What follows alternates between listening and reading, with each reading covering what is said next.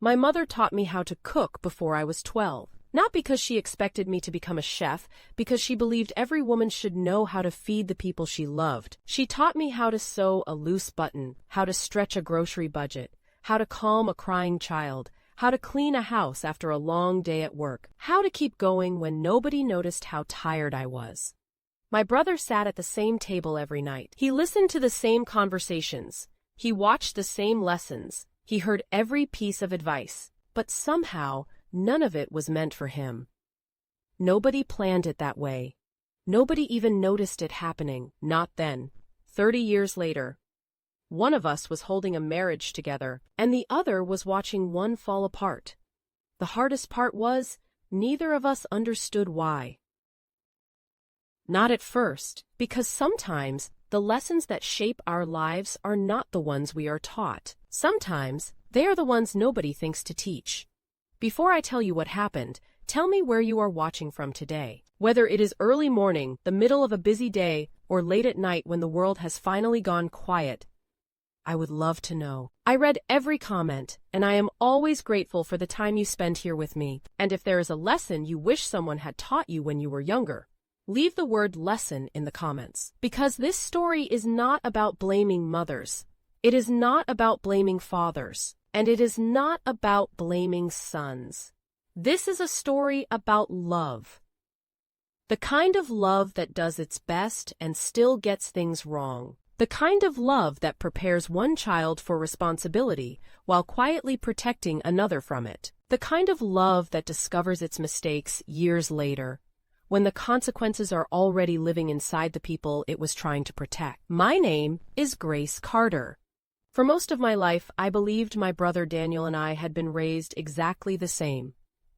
We ate at the same table, went to the same schools, lived under the same roof, shared the same parents, shared the same rules, or at least that is what I thought. It was not until we became adults, not until marriages and children and real life arrived, that I began to see the difference. And by then, the difference was costing someone everything.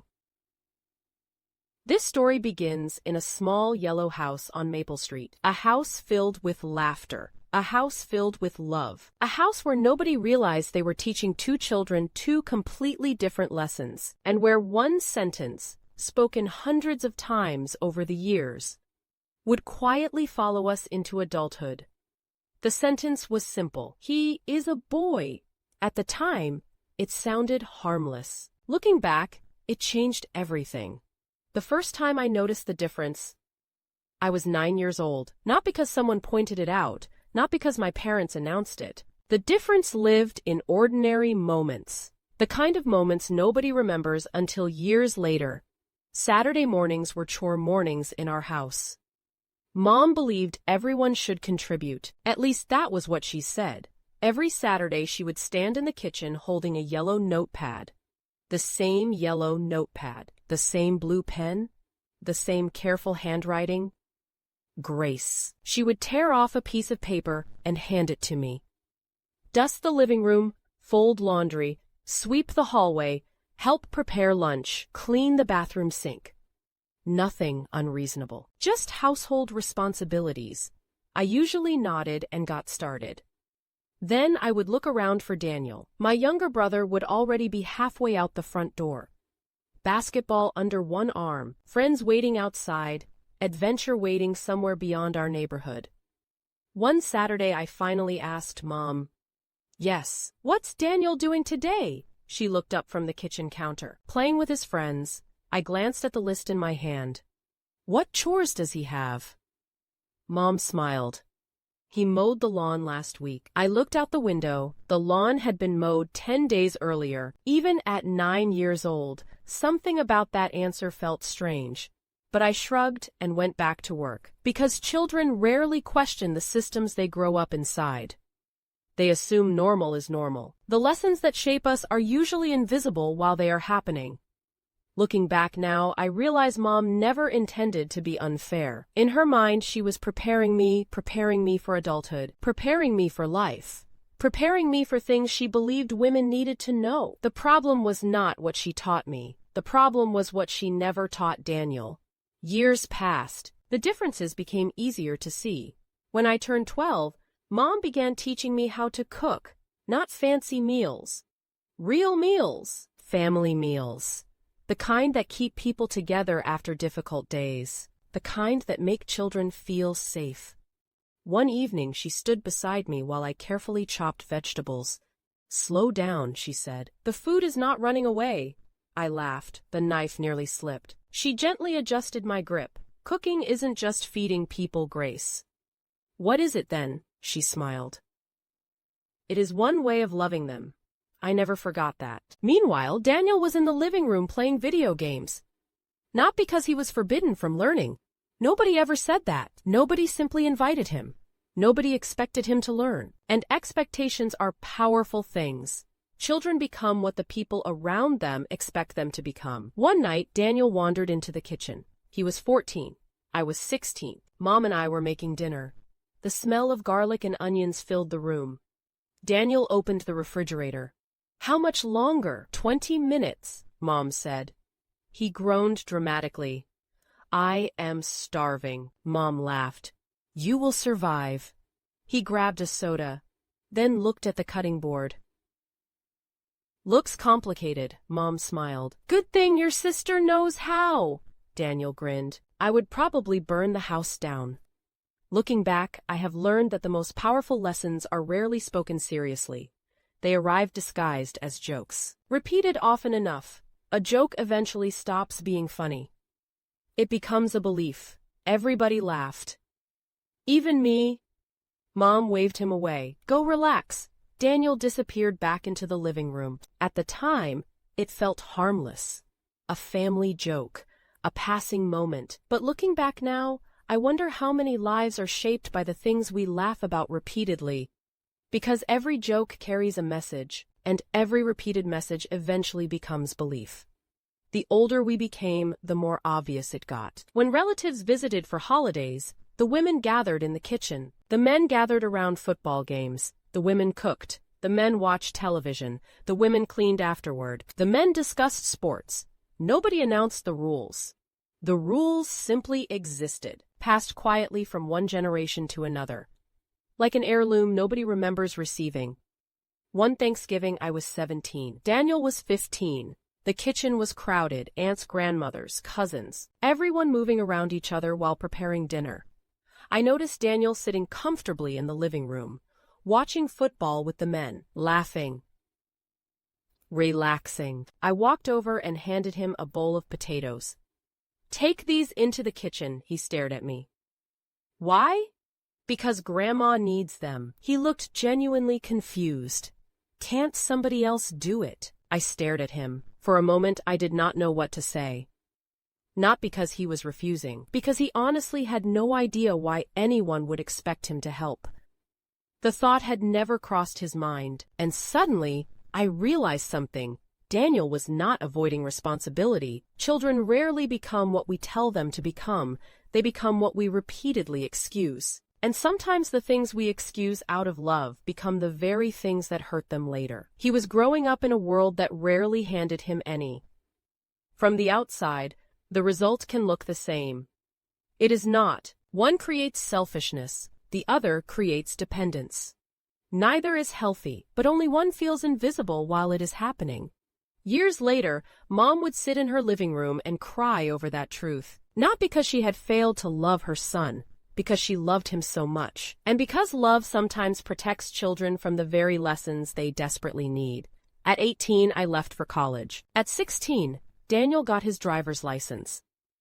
Mom cried when I moved out. She hugged me tightly. "You'll do fine," I smiled. "How do you know?" She brushed hair from my face. "Because you know how to take care of yourself." At the time, those words sounded like encouragement. Now I hear something else. She was right. I did know how to take care of myself. The question nobody thought to ask was this: would Daniel know how to take care of himself too? Or had we spent years assuming somebody else would do it for him? Back then, nobody knew the answer, because nobody thought of that question. Not Mom, not Dad, not Daniel, not even me. but life was already preparing to reveal it, and life has a way of exposing lessons that childhood manages to hide, especially inside marriage, especially inside parenthood, especially when love finally asks someone to carry weight they were never taught to lift. Life scattered us the way it scatters most families, not all at once. Little by little, a graduation, a new job, a wedding, a move across town. Then suddenly, one day you look around and realize the children who once shared a hallway now live entirely different lives. By 28, I was married to Ethan Carter. By 25, Daniel had married Maya. Mom could not have been happier.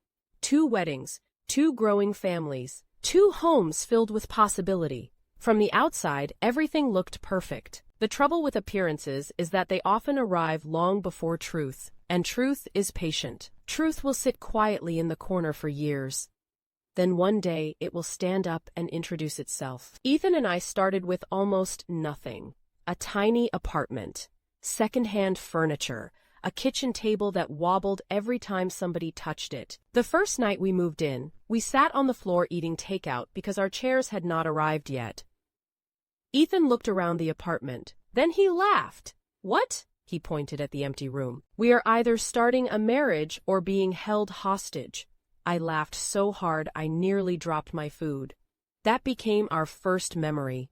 Not perfection, not romance. Partnership. When the dishes needed washing, we washed them.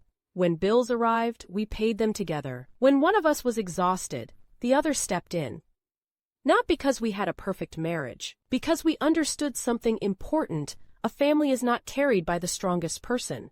It survives because nobody lets one person carry everything. Meanwhile, Daniel and Maya bought a beautiful little house. 3 bedrooms, large backyard, white fence. The kind of home people point to and say, they have it all together. And for a while, maybe they did, at least from a distance. The first crack appeared after Noah arrived. One afternoon, about 6 months later, I stopped by unexpectedly. The front door was unlocked. A rare occurrence for Maya. She was usually meticulous about things like that. I stepped inside. The house was quiet, not peaceful. The kind of quiet that happens when exhaustion has finally outrun noise. Noah was asleep in a swing near the living room window. Tiny fingers curled into little fists, tiny chest rising and falling steadily. Beautiful, safe content. Maya sat at the dining table, motionless. For a moment I thought she was reading. Then I realized she was staring at the same page. Not reading, just staring. A half-empty cup of coffee sat beside her. Cold, long forgotten.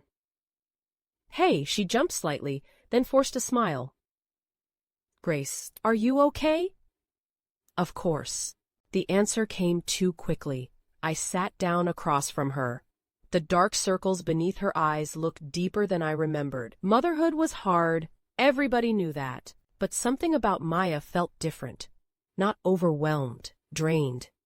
Like someone running on fumes, I glanced toward Noah. "How long has he been asleep?" She blinked. Then looked at the baby. "I don't know." That answer scared me. Not because she was careless, because Maya knew everything. Appointment dates, shopping lists, birthdays, deadlines. She always knew. The fact that she did not know how long her son had been asleep told me more than any conversation could. A gust of wind rattled the window. Maya rubbed her eyes, then quietly said, "Sometimes I feel like my brain never turns off." I waited. She looked embarrassed, as though admitting it made her weak. It just keeps running. Her fingers tapped lightly against the table. Doctor appointments. Diapers, formula, groceries, laundry, insurance, bills, vaccinations. She laughed softly, not because anything was funny, because some people laugh when they are too tired to cry. I wake up thinking about things. She looked down. I go to sleep thinking about things. Then she whispered, "And if I forget something?" Her voice cracked. It feels like the whole house falls apart. The room became quiet. Again outside, a lawnmower started somewhere down the street. Inside, A woman sat carrying an invisible weight nobody could see. There is a particular kind of loneliness that arrives when everybody appreciates your work, but nobody realizes they cannot function without it. The world praises strong women. What it rarely asks is whether they are tired of being strong. 2 years later, Daniel and Maya welcomed a daughter, Lily, from the beginning. Noah adored her. He followed her everywhere, protected her fiercely, and proudly announced to anyone who would listen that he was a big brother. For a while, life seemed good. Busy, exhausting, but good. The kind of family everyone assumed was doing just fine. I remember visiting them one Saturday afternoon. Maya looked exhausted, not ordinary tired. Bone-deep tired, the kind that settles behind your eyes, the kind that sleep cannot fix. Noah was crying. Across the room, Lily slept in a rocker near the window. Laundry covered the couch. Dishes filled the sink. Toys covered the floor. Daniel sat in the recliner watching television. Not because he was cruel, not because he did not love his wife, because he genuinely did not see what Maya was carrying. That is the danger of invisible labor. The people carrying it feel crushed. The people not carrying it often do not even realize it exists. Maya bounced Noah against her shoulder. Every few seconds, her eyes drifted toward Lily's rocker, checking on her without even realizing she was doing it. She looked toward Daniel, waiting. Just for a second, as though hoping he might notice what she was carrying. He never looked up. A few weeks before that visit, Maya hosted a small family barbecue, nothing fancy, just burgers, hot dogs. Children ran around the backyard. Noah raced across the grass with his cousins while Lily rested on Maya's hip, watching the older children with wide, curious eyes. The kind of gathering families have every summer. At one point, Daniel walked over holding his phone. "Hey, Maya," she was carrying Lily while helping guests. "Yeah. Do we have any more paper plates?" Maya immediately answered, "Top pantry shelf." He nodded, then stopped. "Which cabinet?" Without hesitation, Maya pointed. "The one beside the refrigerator." Daniel disappeared. 30 seconds later, he returned. "I don't see them." Maya shifted Lily to her other shoulder, walked into the kitchen, reached above his head, pulled down a brand new package, exactly where she said it would be. Nobody thought much of it. Everyone laughed. The barbecue continued. But later that night, I found myself thinking about it. Not because Daniel could not find paper plates, because he never expected to. Somewhere along the way, Maya had become the keeper of every answer, and Daniel had become comfortable asking. The pattern appeared again a few minutes later. Not dramatic.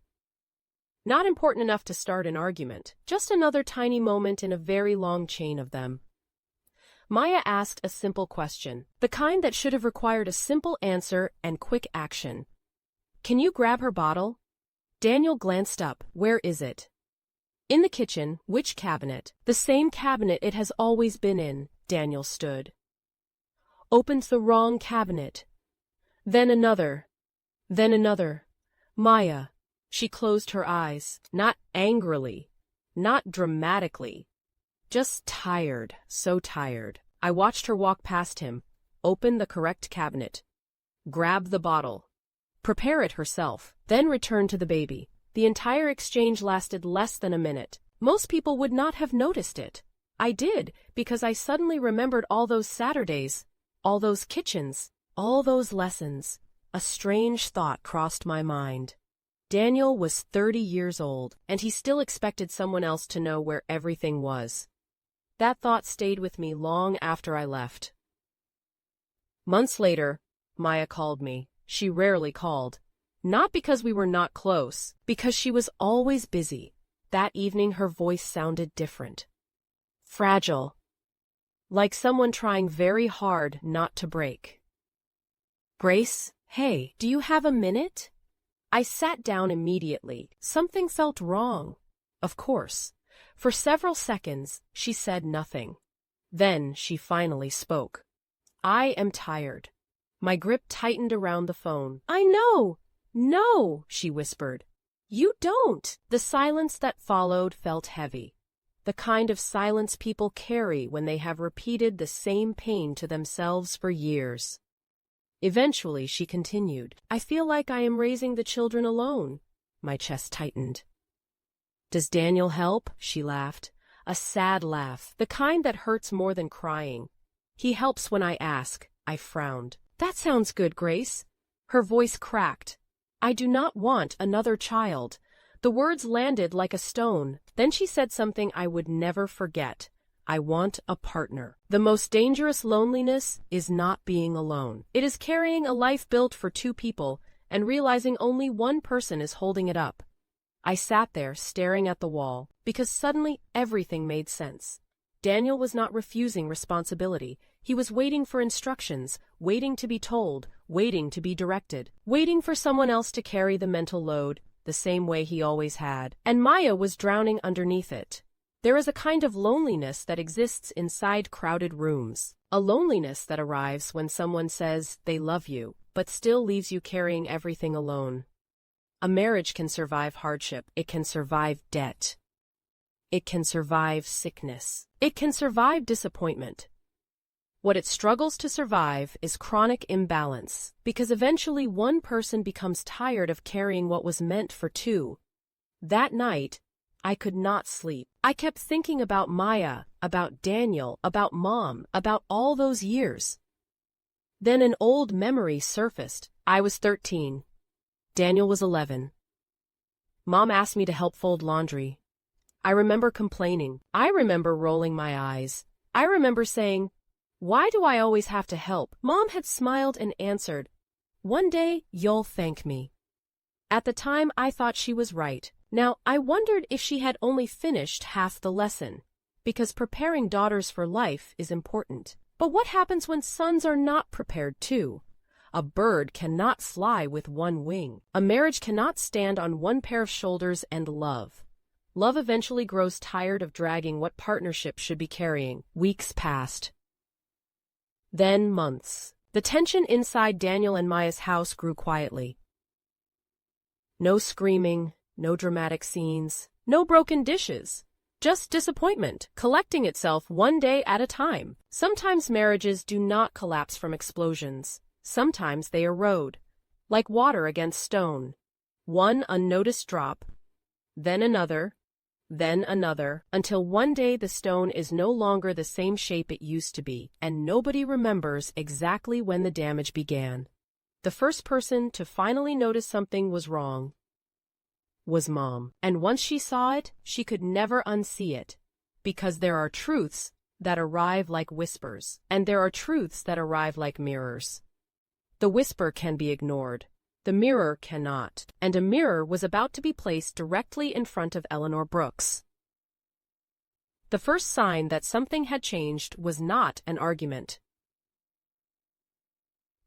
It was an invitation. About a week after the barbecue, Mom and I attended a church luncheon together. Nothing unusual, just one of those community gatherings where people eat too much food and tell the same stories they have been telling for 20 years. The room buzzed with conversation. Coffee cups clinked. Children wandered between tables. At one point, Mom excused herself to help in the kitchen. I followed. Old habits. Inside, 6 women worked around each other effortlessly, carrying trays, washing dishes, refilling drinks. Meanwhile, through the doorway, we could see the men sitting comfortably in the fellowship hall, talking, laughing, relaxing. Nobody seemed upset. Nobody seemed offended. Nobody appeared mistreated. And yet something about the scene suddenly felt familiar. Mom noticed me looking, then smiled. Some things never change. I smiled back, but neither of us sounded completely convinced. A few minutes later, an elderly woman named Margaret walked into the kitchen, widowed, 82, sharp as ever. She glanced through the doorway, then chuckled. "The men still haven't found this room." "I see." The women laughed. Mom laughed too. Margaret shook her head. "I spent 47 years married." More laughter. Then she added, I loved that man dearly. She pointed toward the fellowship hall, but if I disappeared for 2 weeks, he would have starved to death standing in front of a full refrigerator. The room erupted. Everybody laughed. Even Margaret. Even Mom. Even me. But something felt different this time. The laughter lingered a little too long, like people laughing at something they had never really questioned before. Margaret eventually walked away. The conversation moved on, yet Mom grew unusually quiet, and for the first time, I think she started seeing the pattern outside her own family. Mom called me on a Tuesday evening. Eleanor Brooks was not the type of woman who called simply to chat. If Mom called unexpectedly, there was usually a reason. Grace? Hey, Mom, are you busy Saturday? I looked across the room. Ethan was helping our youngest daughter with a school project. Colored paper covered half the dining table. Glue sticks were everywhere. I don't think so. Why? Mom hesitated. Just for a second, I was thinking about visiting Daniel and Maya. Something in her voice made me pay attention. Okay, I wondered if you wanted to come. That was unusual. Mom rarely invited herself to her children's homes, and she almost never asked me to come along. Sure, she exhaled, as if relieved. Good. After we hung up, I sat quietly for a moment. Ethan looked up. What was that about? I shrugged. No idea, but something inside me already knew. Mothers notice things. Not always immediately, not always accurately, but eventually they notice. Saturday arrived gray and cold, the kind of morning that makes people stay inside longer than they intended. Mom and I drove together. For most of the trip, she talked about ordinary things. The church bake sale, her neighbor's new dog, a recipe she wanted to try. The conversation felt forced, like someone rearranging furniture to avoid looking at a crack in the wall. Finally, I asked, what's really going on? Mom stared through the windshield. Nothing. Then, she said, have you noticed anything different about Maya lately? There it was. The real reason. I kept my eyes on the road ahead. Maybe. Mom nodded slowly. She looks tired. I said nothing. Very tired, still nothing. Mom's hands tightened around her purse. I thought it was just the children. I glanced at her. And now, she looked down. I am not sure. The rest of the drive passed quietly. By the time we reached Daniel's house, I could feel tension sitting between us. Not conflict awareness. And awareness is uncomfortable, especially when it arrives carrying questions. Daniel greeted us at the door, smiling, relaxed. Happy to see us. The same Daniel he had always been. Kind, friendly, easygoing. The problem was never Daniel's heart. The problem was what life had never asked him to carry. Inside, the house looked beautiful, clean, organized, comfortable. Maya had always been gifted that way. She could make any space feel welcoming. But as the afternoon unfolded, small things began revealing themselves. The way cracks reveal themselves after rain. One at a time, Noah was 7 now. Lily was 5. Both energetic. Both wonderful. Both moving at the speed children seemed determined to maintain. Maya moved constantly, refilling drinks, serving snacks, answering questions, cleaning spills, helping Lily find a missing shoe, helping Noah with homework, packing soccer equipment for later, all while carrying on conversations. Daniel helped too sometimes, when asked. That distinction kept catching my attention. Maya asked, Daniel responded. Maya remembered, Daniel followed. Maya planned, Daniel participated. At first glance, the difference seemed small. By the 100th repetition, it felt enormous. The moment Mom noticed happened just after lunch. Noah had finished eating. His plate sat on the table, half-full glass beside it, crumbs everywhere. Noah stood, started walking away. Maya spoke immediately. Noah? He stopped, turned. Yes, Mom. What are you forgetting? He looked around, confused. My plate! Yes. He sighed dramatically, the way children do when they believe the world is being unfair. Then something happened, something tiny, something devastating. Noah pointed toward Lily. Why can't she do it? The room became quiet, not because of the question, because of what came next. Noah shrugged. The certainty in his voice was what made it so unsettling. Girls do that stuff. The words floated through the room. Simple, casual, ordinary, the kind of sentence people say without thinking. Mom froze. I saw it happen. Her entire expression changed. Noah did not notice. Neither did Lily. Daniel barely looked up, but Mom noticed, because she had heard those words before. Not those exact words. The same idea, the same belief, the same assumption, different generation. Same lesson. Noah grabbed his plate and carried it into the kitchen. The conversation moved on. Children laughed. People smiled. Lunch continued, but Mom sat unusually still. Her eyes followed Noah, then Daniel, then Maya, then back to Noah, as though she were watching 30 years collapse into a single moment. The frightening thing about cycles is that they rarely announce themselves. They simply appear one day in the voice of a child. It was not the first time Mom had heard something like that. And this time, she could not look away, because the mirror was no longer showing Daniel. The mirror was showing the future, as though determined to prove the point. Life offered another example only minutes later. At one point, Maya stepped away to answer a phone call from Noah's school. While she was talking, Lily spilled juice across the table. The children immediately called for Maya. Not Daniel, not Grandma, not anybody else. Maya.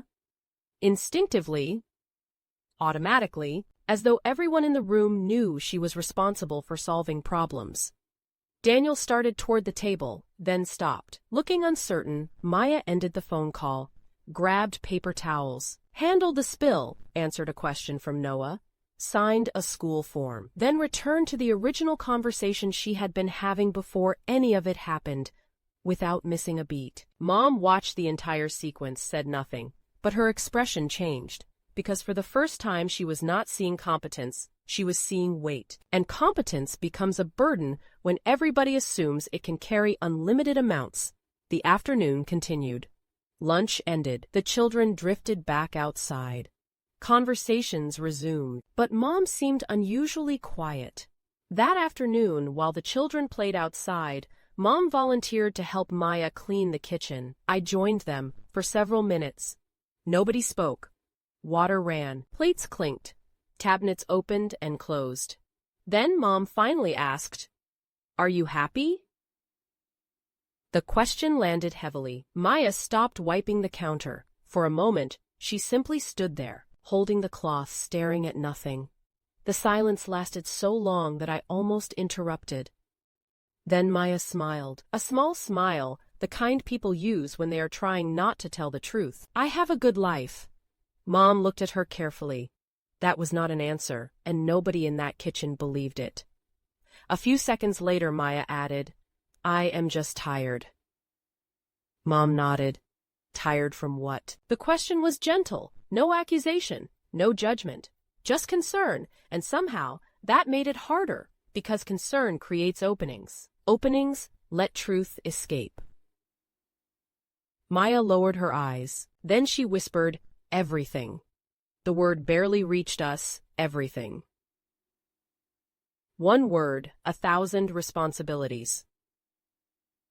School forms, doctor appointments, laundry, meals, schedules, homework, birthdays, shopping, cleaning, planning, remembering, managing, everything.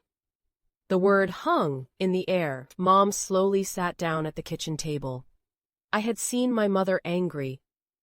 I had seen her sad. I had seen her frightened. I had never seen her look like this, like someone discovering a debt she did not realize had been accumulating for decades. Because some mistakes do not arrive with sirens, they arrive with understanding, and understanding can be far more painful. A broken window can be repaired. A misunderstanding can be corrected, but understanding forces you to revisit every moment that led there. That evening, after we left, Mom was unusually quiet. The drive home felt longer than usual. Streetlights slid across the windshield. Neither of us spoke. Finally, she said, "I think I know what happened." I turned toward her. "What do you mean?" Her voice sounded smaller than I had ever heard it. "I spent years teaching you how to carry life." She swallowed hard, then she whispered, "But I never taught Daniel how to carry it with someone." Mom barely slept that night. Years later, she would tell me exactly what happened. She lay awake staring at the ceiling, listening to the old grandfather clock in the hallway. Tick, tick, tick. Each sound seemed louder than usual, because understanding had finally arrived, and understanding is noisy. Memories began resurfacing, not dramatic memories, ordinary ones, the dangerous kind, the kind people overlook because they seem harmless. She remembered teaching me to iron. While Daniel played outside, she remembered teaching me to babysit. While Daniel watched television, she remembered teaching me how to stretch grocery money. While Daniel spent his allowance without thinking twice. None of those memories felt wrong individually. That was what troubled her, because most harmful patterns never arrive looking harmful. They arrive disguised as normal. One truth life eventually teaches is this: the habits that shape a generation rarely announce themselves. They simply repeat themselves until somebody finally asks why. Mom had never asked why. Not until now. And now she could not stop. I looked out the window because there was nothing I could say. The truth had finally arrived, and truth does not need witnesses. It does not need arguments. It does not need proof. It simply stands there waiting. The hardest part was that Mom was only beginning to understand. She still believed the problem lived inside Daniel's marriage. She had not yet realized it lived inside generations. Inside traditions, inside assumptions, inside thousands of homes where daughters were prepared for responsibility, while sons were quietly excused from it, and life was about to force Eleanor Brooks to confront all of it. Because within 3 weeks, Maya would say something that would shake the entire family, something nobody was prepared to hear, something that would turn concern into crisis. And once those words were spoken, nothing would ever go back to the way it was before. 3 weeks later, the phone rang just after 9 o'clock at night. I remember the exact time because Ethan and I were getting ready for bed. The house was quiet. The children were asleep. The dishes were done. One of those ordinary evenings that disappear into memory unless something changes them forever. The caller ID said, "Mom." I answered immediately. "Hey, Mom." For several seconds she did not speak. My stomach tightened. "Mom," when she finally answered. Her voice sounded strange, thin, unsteady, like someone standing in a place they never expected to find themselves. "Grace, what is wrong?" Mom exhaled slowly. The sound trembled more than her words had. Then, "I think Daniel and Maya are separating." The room suddenly felt colder. I sat down on the edge of the bed. "What?" Mom repeated herself. This time, slower, as though saying it carefully might somehow make it less true. "I think Daniel and Maya are separating." Across the room, Ethan looked up immediately. He could tell from my face that something was wrong. I pressed the phone tighter against my ear. "Did they tell you that?" "No." "Then why do you think that?" Mom inhaled deeply. Then she told me everything. Earlier that evening, she had stopped by their house unexpectedly. Nothing unusual. She often dropped off leftovers, sometimes cookies, sometimes soup. Mothers find reasons. That was what mothers did. When she arrived, Daniel was outside, sitting alone on the back porch. In the dark, Mom immediately knew something was wrong, because Daniel hated sitting still, even as a child. Stillness usually meant pain. She sat beside him, asked if everything was okay. At first he said yes, then no, then he started crying. Mom had not seen Daniel cry since Dad died. Not once, not even at the funeral. But that night he cried. Hard. The kind of crying that comes from somewhere deep, the kind that has been waiting a long time. According to Mom, his first words were, "I don't think Maya loves me anymore." When Mom repeated that sentence, my chest tightened, Because I knew Daniel, and I knew Maya, and I suspected the truth was far more complicated than that. The next morning, I called Maya, not to pry, not to choose sides, simply because some silences become dangerous. When left alone, she answered after the third ring. Her voice sounded tired, the same tired I had heard months earlier. Only heavier, like exhaustion that had finally stopped pretending to be temporary. Grace, hey, Mom told you something was wrong. Not a question, a statement. I closed my eyes. She did. The line went quiet, not disconnected, just heavy with everything. Neither of us wanted to say first. Then Maya sighed. Long, slow. The sigh of someone who had spent years carrying words and finally run out of places to store them. I don't know what to do anymore. I leaned back in my chair. Talk to me, Maya. For several seconds, all I heard was breathing. Then, the truth finally began emerging. Not all at once. Truth rarely does. Truth comes in pieces. One memory, one frustration, one disappointment, one wound until eventually the entire picture appears. Maya told me about the forgotten appointments, the school meetings she attended alone, the birthdays she planned, the lunches she packed, the bills she organized, the vacations she researched, the medicine she remembered, the calendars she maintained, the hours she spent working, the household she still managed afterward, every detail, every responsibility, every invisible task, and the entire time Daniel believed they were sharing the work. That realization hit me harder than anything else, because from Daniel's perspective, he was helping. He took out trash, he mowed the lawn, he fixed things when they broke. He loved his children, he loved his wife. In his mind, he was doing his part.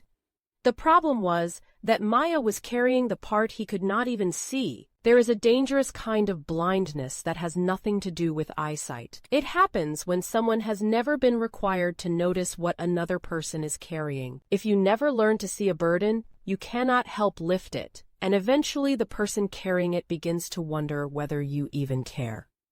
Not because you are cruel, because you are absent in ways you do not recognize. Near the end of our conversation, Maya said something that stayed with me, something I would repeat to Ethan later that night, something I would remember years afterward. She said, "Daniel thinks I want help." Her voice broke. "But I don't want help," I frowned. "What do you want?" For several seconds, she said nothing. Then, "I want him to notice." The words hit me like a punch, because suddenly I understood this had never been about dishes or laundry or appointments or chores. It was about awareness, about partnership, about carrying responsibility without needing to be directed every step of the way, about seeing another person's exhaustion before they collapse under it. When the call ended, I sat quietly for a long time. Ethan eventually joined me. I told him everything. Every word, every fear, every frustration. When I finished, he remained silent, thinking. Then he asked a question. One simple question. A question I would later ask Mom. Did anybody ever teach Daniel how to do that? I stared at him. He continued. I thought about it. Then I realized something unsettling. No, not really. We taught Daniel how to be kind, how to work hard, how to respect people, how to stay out of trouble, how to be successful. But nobody had ever deliberately taught him how to anticipate needs, how to share emotional labor, how to notice what someone else was carrying. Nobody taught him, because everyone assumed he would figure it out. Life is full of assumptions. Some become wisdom. Others become debts. And debts always come due eventually. The following Sunday, Mom invited the entire family to dinner. Everyone, me, Ethan, Daniel, Maya, the children. At first I thought she was trying to repair things. Later, I realized she was trying to understand them. That realization changed everything. Repair begins with solutions. Understanding begins with listening. Mom was finally ready to listen. The dinner started normally, children running through hallways, laughter, food, stories, the familiar rhythm of family. For a while, it almost felt like old times. Then Noah said something. One sentence. One small sentence. And suddenly, the room fell silent. It happened after dinner. The women were clearing plates. The men were still sitting at the table talking. Noah watched the scene unfold, then casually announced, "Good thing girls like cleaning." The room froze. Every conversation stopped. Every movement paused. Even the children sensed something had changed. Noah looked around, confused. What? Mom slowly set down the plate she was holding. Nobody corrected Noah. Nobody laughed. Nobody argued. The room simply sat with the words, and somehow that made them feel heavier. For years, Mom had believed these things happened naturally, that boys and girls simply became different people as they grew older. Now she was no longer sure, because children do not invent entire worldviews on their own. They inherit them, piece by piece, moment by moment, example by example. And for the first time in her life, Eleanor Brooks was forced to ask herself a question she never imagined asking. Had love accidentally taught the wrong lesson? The answer was coming, and it was going to hurt, because some truths break your heart, others break your pride. The worst ones do both. Finally, Mom spoke. Her voice was gentle. Very gentle, Noah. Yes, Grandma. What makes you think girls like cleaning more than boys? He shrugged. The way children do when they believe the answer is obvious. They just do. Then, Mom looked at Noah for a long moment. The sadness in her eyes seemed to confuse him. Then she quietly asked, "Who told you that?" Noah frowned. Nobody. The answer should have comforted her. Instead, it made her heart sink, because nobody had needed to tell him. He had simply been paying attention. Even when adults think they are not, children watch patterns. Children study expectations. Children collect examples, and eventually, they build beliefs out of them. Noah did not learn that girls clean because someone lectured him. He learned it because he saw who usually stood up after dinner, who remembered things, who handled things, who carried things. Children often believe what they see, long before they believe what they hear. For the first time in my life, she looked old. The weight of understanding seemed to add years in a single afternoon, like someone staring at a map and realizing they had been walking in the wrong direction for years. After dinner, Ethan quietly helped clear the table. Not because anybody asked, because Ethan always noticed. Daniel remained seated with Noah, talking about soccer, laughing, completely unaware of the storm unfolding around him. Watching them made something inside me ache, because Daniel was not a bad man. That was what made this so painful. If he were cruel, the solution would be obvious. If he were selfish, the answer would be simple. But Daniel loved his family deeply. The problem was that love and awareness are not the same thing. A person can love you completely and still fail to see what you carry. That night, after everyone left, Mom asked me to stay. The house felt unusually quiet. She stood at the kitchen sink, staring out the window. The same kitchen where she had spent decades raising us. The same kitchen where so many lessons had been taught. Eventually she spoke. "When your father was alive, I did everything." I turned toward her. The statement surprised me. Mom rarely talked about her marriage. Not because it was unhappy, because private people often keep their stories tucked away. "What do you mean?" She smiled sadly. "The cooking, the laundry, the appointments, the bills, the children, the house." She exhaled slowly, as though deciding how honest she was willing to be. "I did all of it." I sat quietly, listening. She continued. "Your father worked hard," I nodded. That part was true. He loved us, also true. But nobody ever taught him how to share those responsibilities. Her eyes filled with tears, and nobody taught me to expect him to.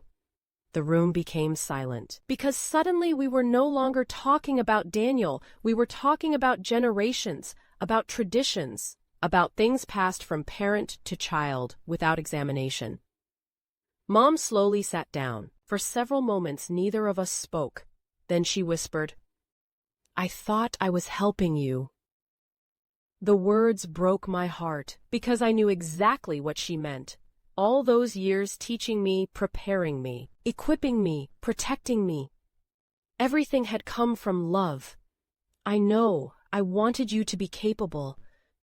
You succeeded. Tears slipped down her cheeks, but I never stopped to ask if I was teaching Daniel the same things. There are moments in life when people stop defending themselves. Mom had reached one of those moments. No excuses, no justifications, just honesty. And honesty often hurts.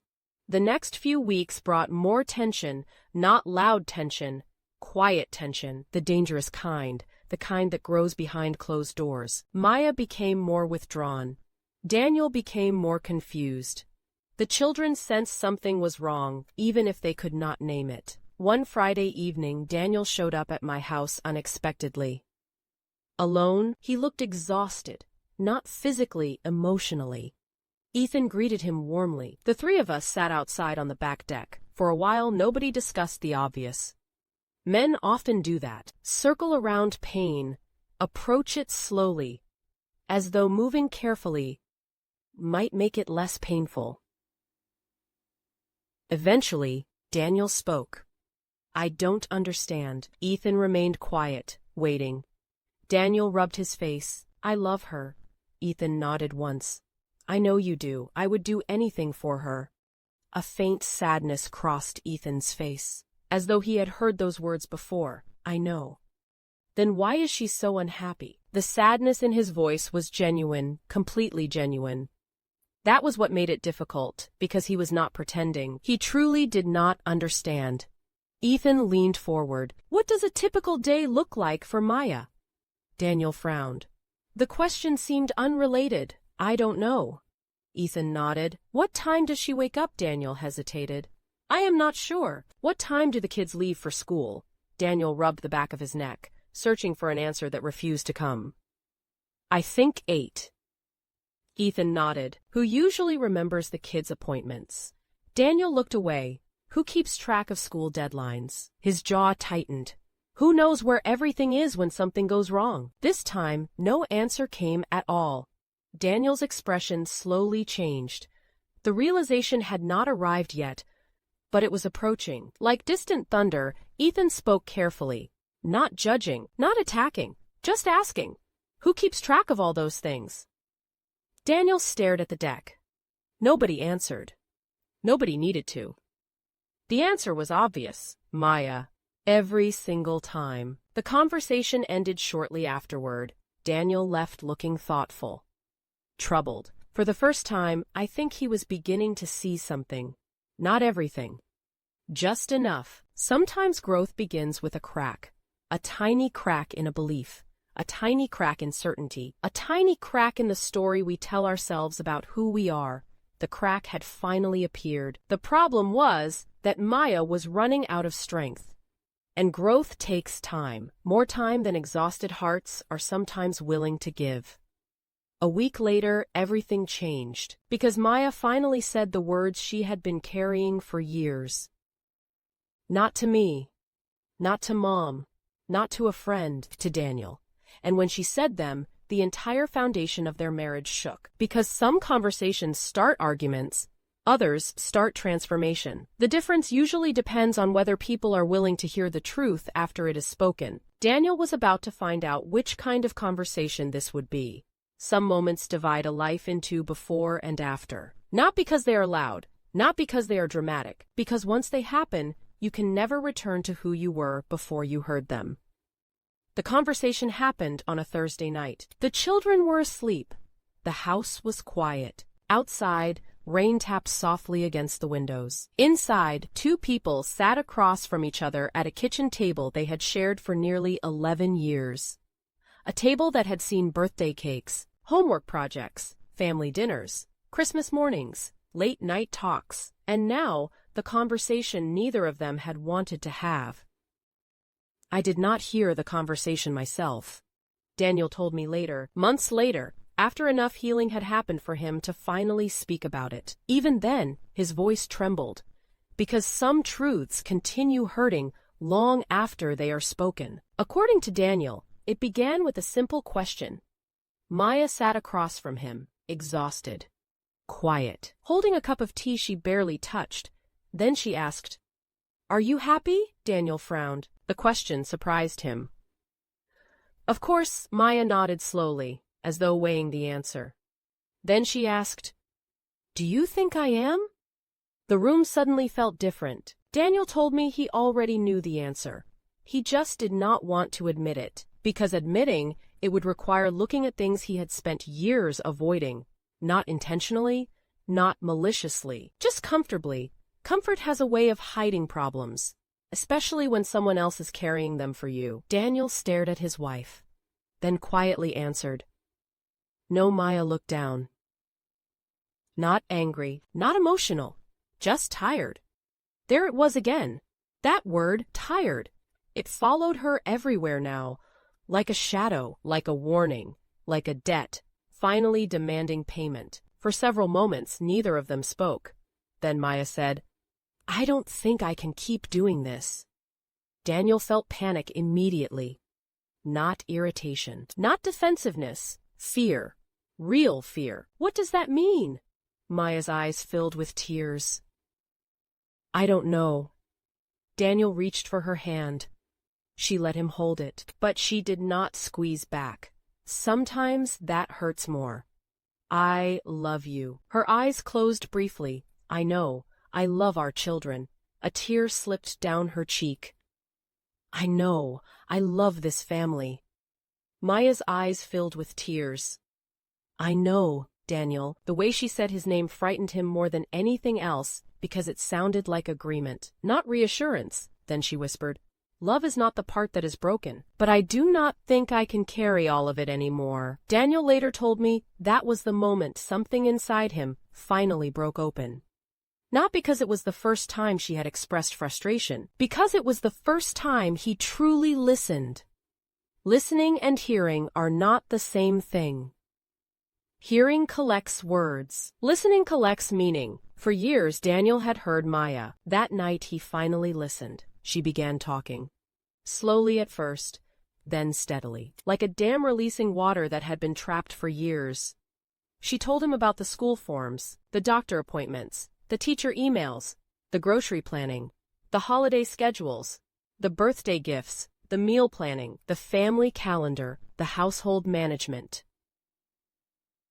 The mental load, all the invisible things, all the forgotten things, all the exhausting things. The work nobody applauds because nobody sees it. At one point, she looked directly at him and said, If I disappeared for 2 weeks, would you know everything that needs to happen? Daniel opened his mouth, then stopped, because he honestly did not know. And for the first time, he understood that she knew he did not know. That realization crushed him. Not because he felt accused, because he felt exposed. The truth often arrives like that, not as a weapon, as a mirror. And mirrors are difficult because they remove excuses. Maya continued, I don't need perfection. Tears rolled down her cheeks. I don't need you to do everything. She shook her head. I just need you to see it. Daniel stared at her, heart pounding, mind racing, trying desperately to understand how he had missed so much. Then Maya said the sentence that haunted him for months afterward, the sentence that eventually changed everything. She whispered, I feel alone even when you're here. The words landed between them, heavy, permanent, unavoidable. There is no defense against a statement like that. No clever answer, no quick fix, no explanation, only truth. And truth does not negotiate. Daniel later told me that was the first moment he realized this was not about chores, not about laundry, not about dishes, not about errands. It was about partnership, about emotional presence, about shared responsibility, about being seen. A house can survive broken appliances. A marriage can survive financial hardship. But feeling invisible inside your own relationship, that kind of wound cuts deeper than most people realize. The conversation lasted almost 3 hours. No yelling, no insults, no slammed doors. Just honesty, raw honesty, and honesty can be more painful than conflict, because conflict lets people hide behind anger. Honesty leaves nowhere to hide. Near the end of the conversation, Maya asked him something. A question so simple it sounded harmless. A question so powerful it changed everything. She asked, "When was the last time you noticed I was struggling before I told you?" Daniel could not answer, not because he did not care, because he genuinely did not know, and that silence told him everything. At the time, all I saw was a tired woman. Years later, I understood something more. The person carrying the heaviest burden is often the person asking for the least attention. By the time they finally speak, they are usually speaking from exhaustion, not weakness. That night, Daniel barely slept. He lay awake staring at the ceiling, listening to rain, listening to silence, listening to every memory his mind suddenly refused to stop replaying. He remembered childhood, the kitchen, the chores, the expectations, Grace learning, Grace helping, Grace preparing, and himself playing, relaxing, being excused, being protected, being told he is a boy. The words echoed differently now, not comforting, not harmless, heavy because every shortcut life gives us eventually presents a bill, and sooner or later, someone has to pay it. Around 3 o'clock in the morning, Daniel walked downstairs. The house was dark, the kitchen empty, the same kitchen where Maya carried so much unseen weight. He stood there quietly. Looking around, for the first time in his life, he tried to imagine everything she remembered every day. The lunches, the appointments, the medications, the schedules, the supplies, the forms, the planning, the endless invisible work. The list felt overwhelming, and suddenly, a terrible realization hit him. Maya had been carrying all of it for years, without applause, without recognition, without relief. The realization hurt, but another realization hurt even more. He had loved her deeply, sincerely, faithfully, and still failed her, because love without awareness can accidentally become another burden. A painful one. The next morning, Daniel called Mom, and what he said on that phone call would break Eleanor Brooks' heart, not because she did not know it already, because hearing it from her son would make it impossible to deny. And for the first time in her life, Mom would have to face a truth she had spent decades unknowingly helping create. Mom told me later that when her phone rang at 6:30 in the morning, she knew immediately something was wrong. Daniel never called that early, not unless there was an emergency or heartbreak. Sometimes the two arrived together. She answered on the second ring. Daniel, for a moment, all she heard was breathing. Then, "Mom?" His voice sounded different. Fragile, not broken. "Not yet, but close. What's wrong?" Another silence. Then the question. One question. Simple. Direct. Devastating. "Why didn't anybody teach me?" Mom told me she stopped breathing for a second, because deep down, she already knew exactly what he meant. Neither of them spoke. The silence stretched between them. Heavy, honest, painful. Finally, Mom whispered, not because she needed the answer, because she needed to hear him say it. "Teach you what?" Daniel laughed softly.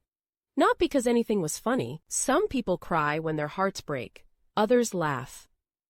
The sound often comes from the same place. How to be a partner. Mom closed her eyes, because suddenly 35 years of memories came rushing back. Saturday mornings. Laundry baskets, kitchen lessons, excuses, assumptions, expectations. 1,000 moments that had seemed harmless at the time. 1,000 moments she would have gladly relived if she could. Because regret has a cruel habit. It teaches lessons after the test is already over. Daniel spoke again. "I know how to work." A shaky breath escaped him. "I know how to provide." Mom closed her eyes. I know how to love my family. The next words seemed to cost him. But I do not know how to see what Maya needs. His voice cracked, and I do not even know why. The silence that followed felt heavier than anything he had said before. The words shattered something inside her. Because she finally understood, the problem was not that Daniel refused responsibility. The problem was that responsibility had never been fully introduced to him. At least not the kind Maya needed. The invisible kind. The daily kind. The emotional kind. Mom slowly sat down at her kitchen table, the same table where she had spent years helping me learn skills she thought every woman needed. How strange life can be. Sometimes the very lessons we are proudest of become the source of our deepest questions. Not because the lessons were wrong, because they were incomplete. A bird needs 2 wings. A marriage needs 2 partners, and preparation should never belong to only one child. Finally, Mom spoke, her voice trembling. I thought life would teach you, Daniel exhaled. Long, painful, it didn't. The truth settled between them. There are some truths that feel like stones. This was one of them, because life teaches many things. But life often teaches through consequences. And consequences can be expensive, especially inside relationships, especially inside families, especially when children are watching. After they hung up, Mom sat alone for nearly an hour, just thinking, remembering, revisiting years she could no longer change. The strange thing about memory is that it reorganizes itself once understanding arrives. Suddenly, old moments looked different. Mom remembered Thanksgiving dinners, women cooking, men relaxing. Nobody questioning it. Mom remembered teaching me recipes while Daniel watched television. Not because she excluded him, because she never considered inviting him. Mom remembered making excuses. Hundreds of excuses, maybe thousands. He is a boy. At the time, it sounded like an explanation. Now, it sounded like an excuse. He will learn later. That's different. Let him enjoy being young. None of those statements sounded dangerous at the time. Most family traditions do not. That is why they survive. The most powerful lessons are rarely announced. They are demonstrated, repeated, normalized, inherited. Then, one day, somebody discovers the inheritance contains things they never intended to pass down. Mom spent the next week wrestling with those thoughts. Then Sunday arrived, and with it came another family dinner. This time, something felt different. Daniel arrived early. Very early. Before everyone else, before Maya, before the children, Mom opened the door, and immediately knew something had changed. Daniel looked exhausted, but focused, like a man standing at the beginning of a long climb. Not the end. The beginning. There is an important difference. People often think transformation starts with confidence. It does not. Transformation usually starts with humility, the willingness to admit, I do not know something I should know. Daniel was finally standing in that place. The place where pride loses its grip, the place where growth becomes possible. He walked into the kitchen, looked around, then quietly asked, Can you teach me? Pride asks people to pretend they already know. Growth begins the moment someone becomes brave enough to admit they don't. Mom stared at him. What? He looked down, almost embarrassed. Everything for a moment. She thought she had misheard. Then he continued. The things Grace learned. Mom's eyes filled with tears. The things Maya carries, more tears. The things I should have learned years ago. The room became completely silent, because there are apologies spoken with words, and there are apologies spoken with humility. This was the second kind. Mom slowly reached for a chair, Saturday down and cried. Not loud crying, not dramatic crying, the kind that comes from somewhere deep. The kind that carries both sorrow and hope, because sorrow and hope often arrive together. One mourns what was lost. The other believes something can still be saved. Eventually, Daniel sat beside her. Neither spoke for a while. Then Mom smiled through tears. A small smile, a broken smile. A hopeful smile, and she said, "Okay." That single word became the beginning of something neither of them expected. Not because it fixed everything, nothing was fixed. Not yet. Maya was still exhausted. The marriage was still fragile. Trust was still damaged. Awareness had only just begun. But a beginning had finally happened. And beginnings matter, especially when they arrive late. Looking back now, I think this was the lesson neither of us saw coming. The lessons we learn early become strengths. The lessons we learn late become humility. Humility is painful, but humility can build things pride never could. One Thursday afternoon, Maya received a call from Noah's teacher. Nothing serious. Just a reminder about an upcoming school project. The kind of thing parents handle every day. When Maya hung up, she realized something. She had forgotten, not completely, just long enough for the deadline to sneak closer than she liked. Before she could say anything, Daniel smiled. "I've got it." Maya looked surprised.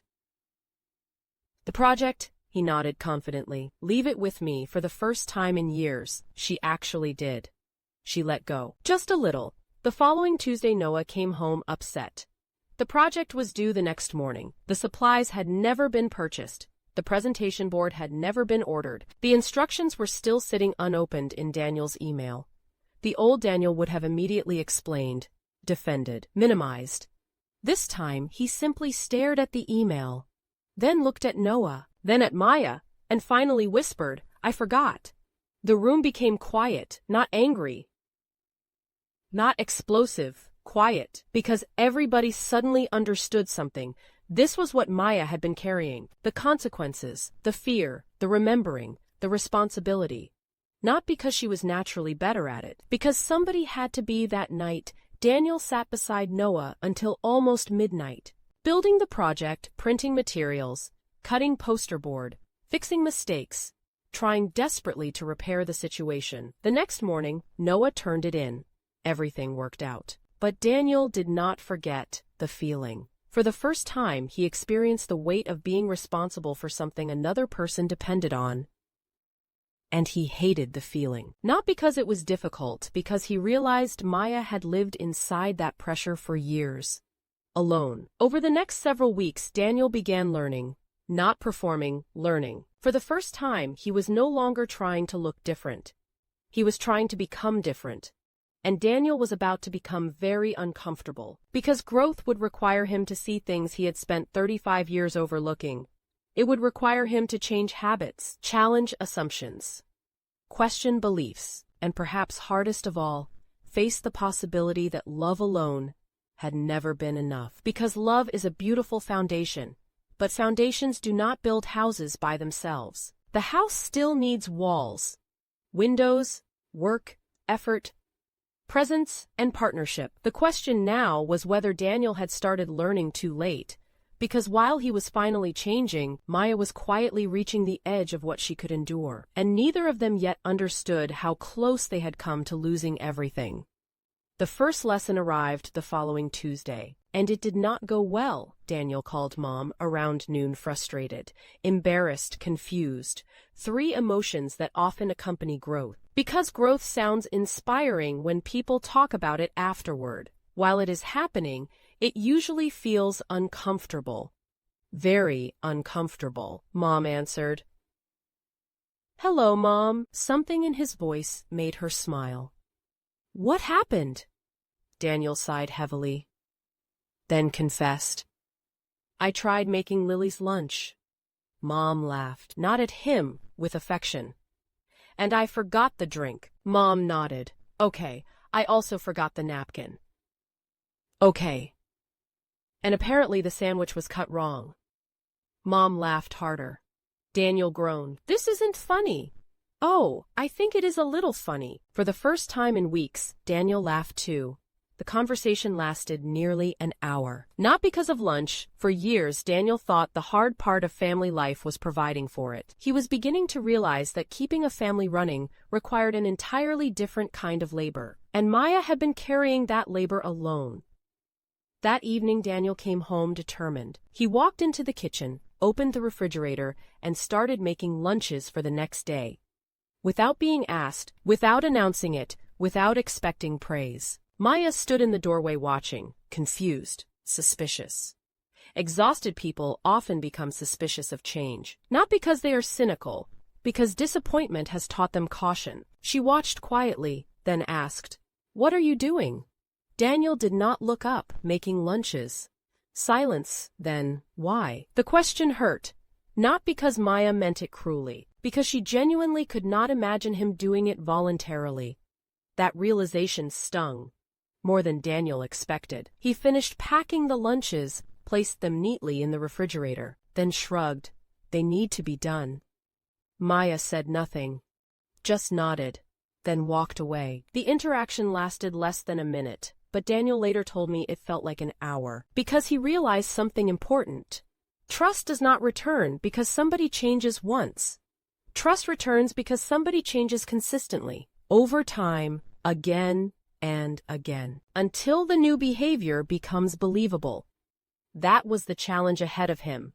Not proving he could change, proving he would keep changing. Several days later, Daniel finished dinner, loaded the dishwasher, cleaned the counters, packed lunches for the next morning, then turned off the kitchen light, feeling proud. Not arrogant, just proud. He walked upstairs. Halfway down the hallway, he noticed light coming from the kitchen again. Maya, she was standing in front of the refrigerator, checking everything, the lunches, the drinks, the snacks, the notes, everything. Daniel watched quietly. Eventually she noticed him. Embarrassed. "I was just making sure." The words hurt more than criticism ever could, because criticism means somebody is angry. This meant somebody still didn't trust him. Not completely. "Not yet." Daniel nodded slowly, then returned upstairs. No argument, no wounded pride, just understanding. Trust had not been broken in a day. It would not return in a day either.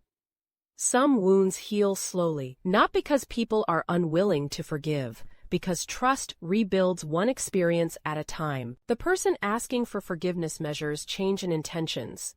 The person granting forgiveness measures change in consistency. And consistency takes time. The following weekend brought another lesson, a harder one. Mom invited Daniel over.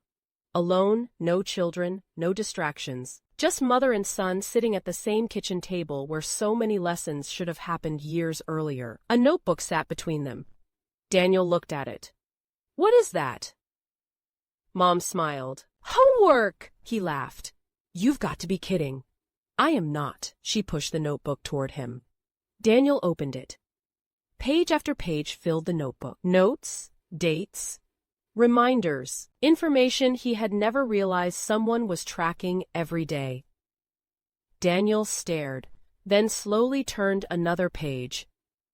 And another, and another. Finally, he looked up. "What is this?" Mom folded her arms. This is what Maya carries around in her head every day. Daniel looked back down.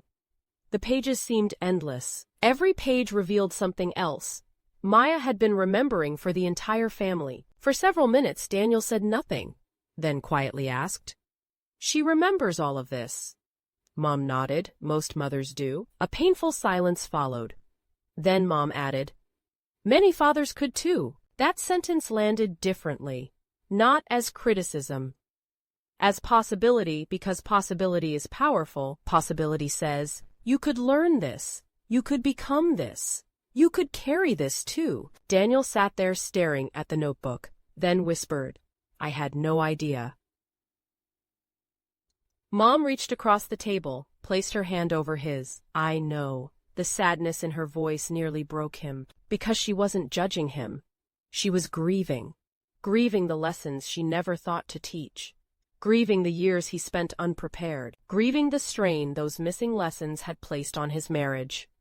There is a particular kind of pain parents carry, the pain of realizing they gave their children everything they knew, and still missed something important. Mom was carrying that pain now, and Daniel could finally see it. For the first time, mother and son were grieving the same thing. Not blame, not guilt, lost preparation, lost understanding, lost years. The next breakthrough happened unexpectedly. It came from Noah, as most important family moments seem to. Children have a way of revealing truths adults spend years avoiding. One evening, Daniel was helping Noah with homework, a simple science assignment, nothing remarkable. At some point, Noah became frustrated, threw his pencil down, crossed his arms. "I hate this." Daniel smiled. "I know." "No, you don't. Actually, I do," Noah glared, then said something familiar, something painfully familiar. "Can Mom help me?" Daniel froze. Not because of the request, because of the reason. Noah immediately added, "Mom knows all that stuff." The words sounded innocent, but Daniel suddenly heard something underneath them. An assumption, the same kind of assumption that had followed him his entire life. Mom knows. Mom handles it. Mom remembers. Mom takes care of it. Mom carries it. Without realizing it, Noah was already learning the same lesson. The cycle was beginning again, and for the first time, Daniel saw it clearly. Like watching a movie he had somehow missed the first time.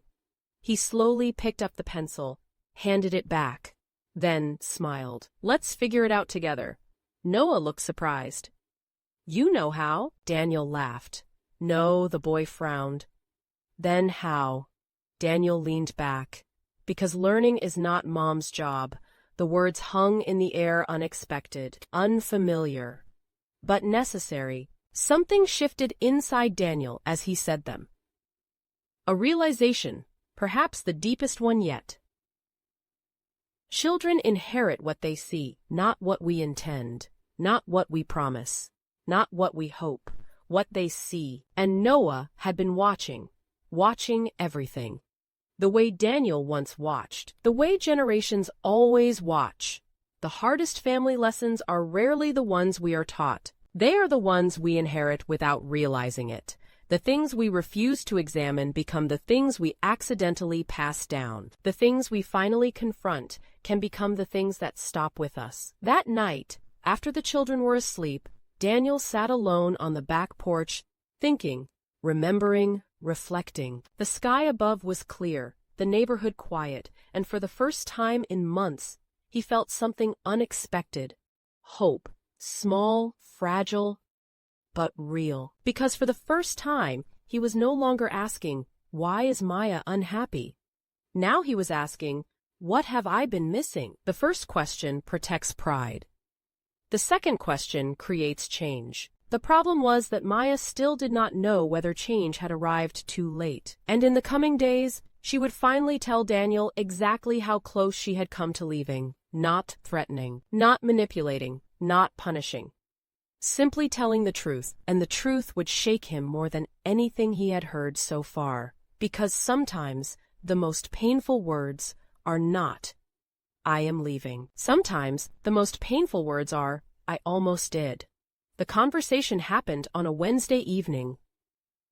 Ordinary, quiet, unremarkable. The kind of evening most people forget. Which is strange, because some of the biggest moments in life arrive disguised as ordinary days. The children were asleep upstairs. Rain tapped softly against the windows. The dishwasher hummed in the background. Daniel had spent nearly 2 months trying, really trying, not performing, not making grand speeches, trying packing lunches, managing appointments, learning schedules, sharing responsibilities, paying attention for the first time in his life. He was beginning to understand what partnership actually required, and yet something still felt unfinished. Maya noticed it too. Progress had happened, real progress, but pain does not disappear the moment effort arrives. A wound can begin healing and still hurt when touched. That evening they sat together on the couch, not speaking, just sitting, the way married people often do after a long day. Eventually Maya broke the silence. "Can I tell you something?" Daniel looked over, immediately serious, of course. She stared at her hands, turning her wedding ring slowly around her finger, not removing it, just touching it, thinking, remembering, gathering courage. Then she said, I almost left. The words hit harder than Daniel expected, not because he had never feared them, because hearing them out loud made them real. For several seconds he could not speak. His throat felt tight. His chest felt hollow. Finally he managed. When? Maya swallowed. Last year, the room suddenly felt smaller. Daniel stared at her, trying to process what he had just heard. Last year, not last month, not last week, last year. That meant she had been carrying that pain for much longer than he realized. Much longer. Why didn't you tell me? The question escaped before he could stop it. Maya laughed softly.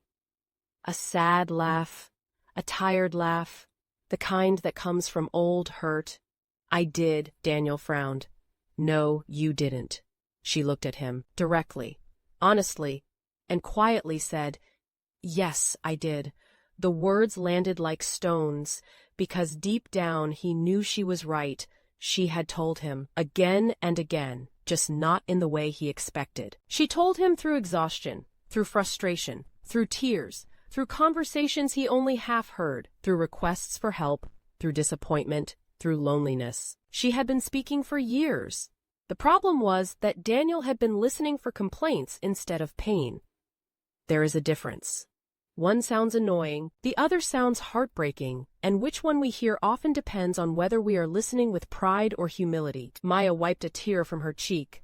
I kept hoping things would change. Daniel looked down ashamed, not because he was being attacked, because he finally understood.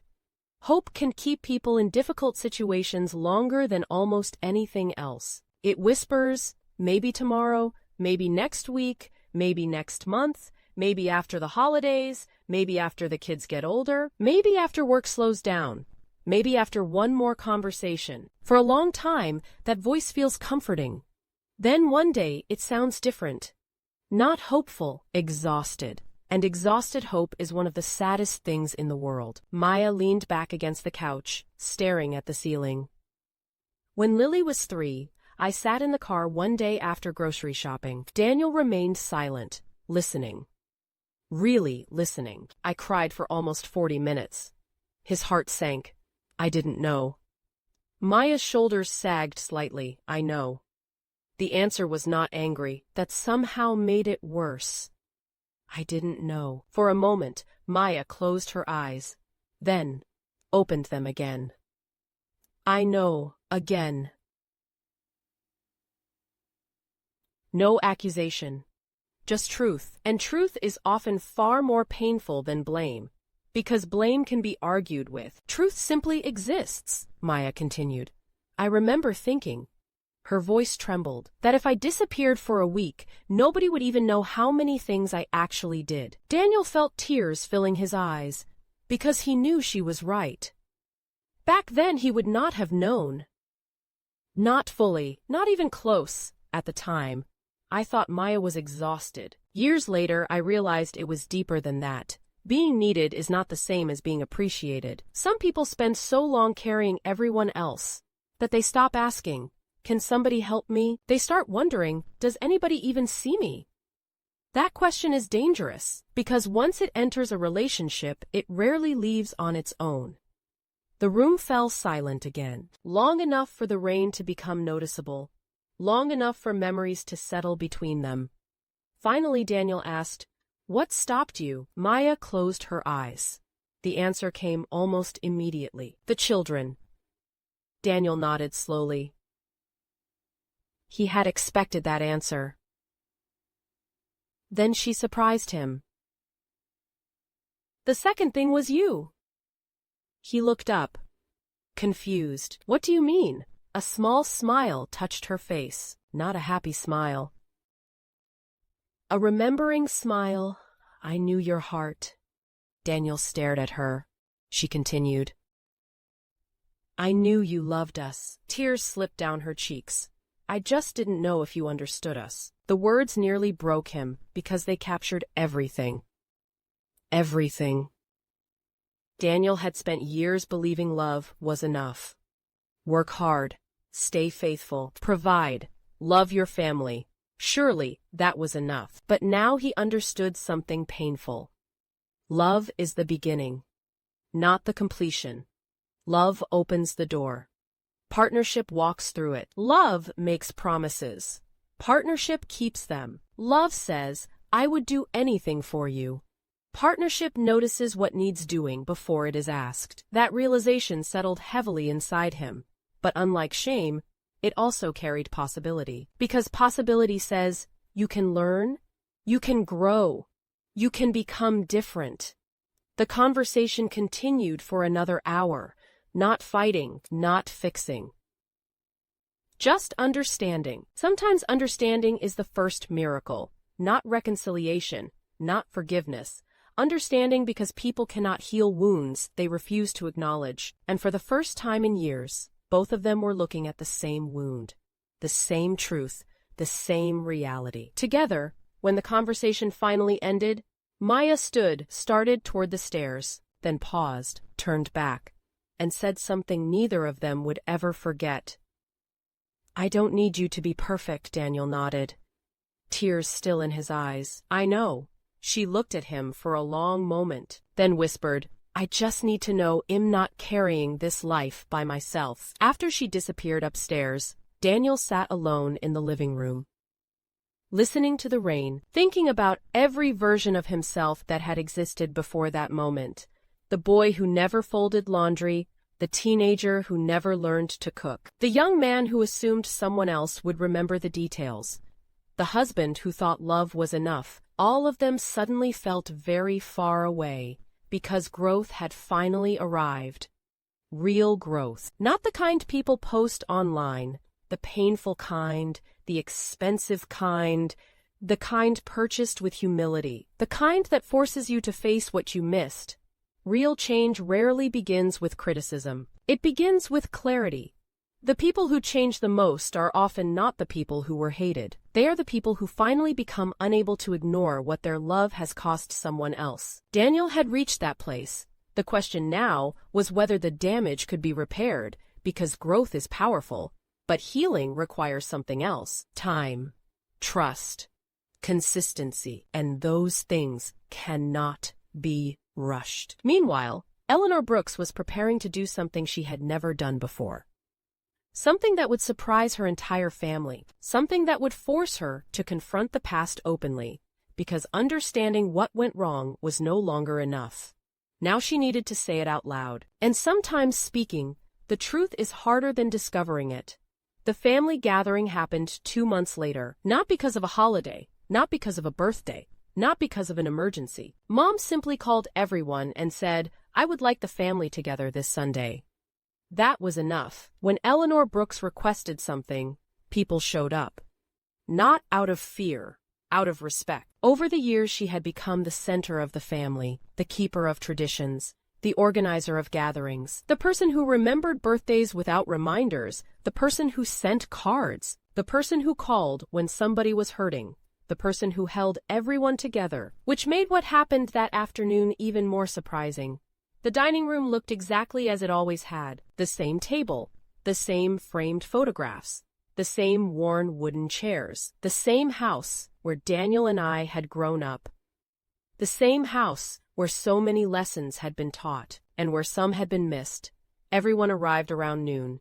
Ethan and I came first, then Daniel and Maya, then the children. The atmosphere felt warm, comfortable, different. Not perfect, but different.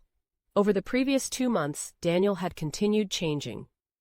Quietly, consistently, not dramatically. Not for attention. For real. The difference showed up in everyday moments. He no longer waited to be told. He paid attention.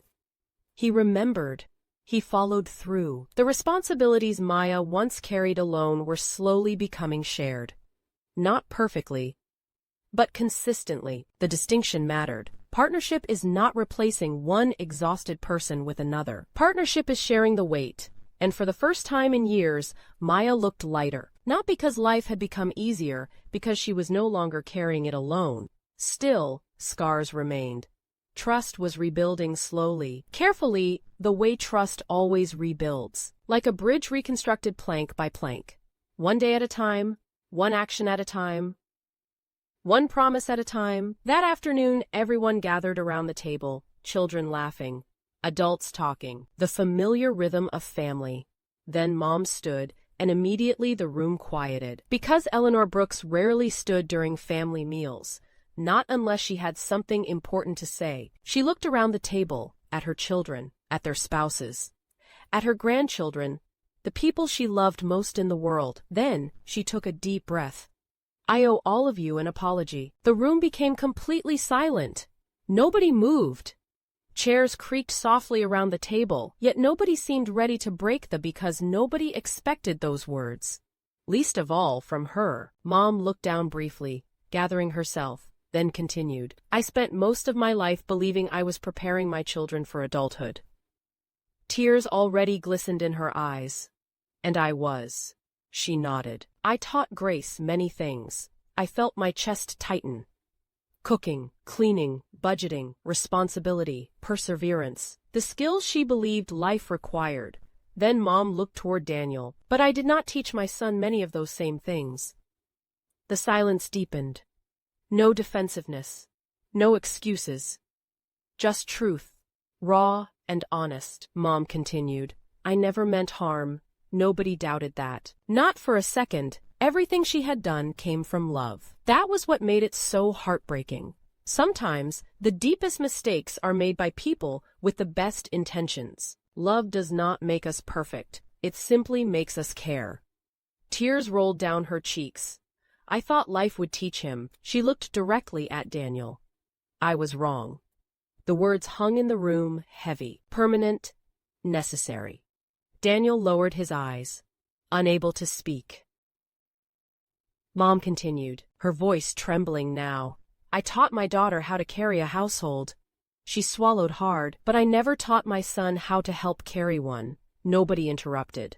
Nobody looked away, because everyone understood the courage required to say those words, especially at her age, especially after a lifetime of believing she had done everything right. There is a kind of bravery that belongs to youth. The bravery of trying. The bravery of dreaming. The bravery of beginning. But there is another kind of bravery that belongs to wisdom. The bravery of admitting, I got something wrong. That bravery may be harder. Mom looked toward Noah. Then Lily. Then all of us. I don't want that lesson passed down again. The room remained silent. But something shifted. Something important. Because truths spoken aloud lose some of their power to hide. And hidden things are often what shape families the most. For several moments, nobody spoke. Then Daniel stood, walked around the table, and hugged her tightly. Like a little boy again. For a moment, neither of them said anything. Then Daniel whispered, You taught me enough to learn. The words broke whatever composure remained. Mom cried. I cried. Maya cried. Even Ethan looked suspiciously emotional. The children looked confused, but children often sense significance even when they do not understand it. After a while, everyone sat back down. The conversation slowly resumed, but the atmosphere felt different. Lighter, not because everything was fixed, because honesty had entered the room. Honesty often creates space for healing. The most meaningful moment happened later that afternoon. A small moment, the kind many people would miss. Noah finished eating, stood up, picked up his plate, then reached for Lily's too. Nobody asked him, nobody reminded him, nobody instructed him. He simply did it, then carried both plates into the kitchen. Mom noticed first. Of course she did. She watched him disappear into the kitchen, then quietly smiled. A tear slipped down her cheek. Not from sadness, from hope, because hope had returned, and hope looks beautiful after a long absence. For years, we thought the story was about a marriage. In the end, it was about a legacy. The greatest victories are not won against other people. They are won against patterns, against assumptions, against cycles that quietly repeat themselves across generations. Breaking a cycle rarely makes headlines, but it changes lives. Sometimes entire family trees. One evening nearly 4 months after Mom's apology, Maya sat on the back porch alone. The sun had already disappeared. The neighborhood was quiet. Daniel stepped outside, carrying 2 mugs of tea. He handed one to her, then sat down. For several minutes neither spoke. Finally Maya broke the silence. "Can I tell you something honestly?" Daniel nodded. "Always." She looked down at her cup, then whispered, "Sometimes I am still angry." Daniel's chest tightened, not because he was surprised, because part of him had hoped they were past that stage. Growth teaches many lessons. One of them is this: the people we hurt do not heal according to our schedule. Maya continued, "I know you're trying." Daniel listened. Really listened. "I see it." She nodded.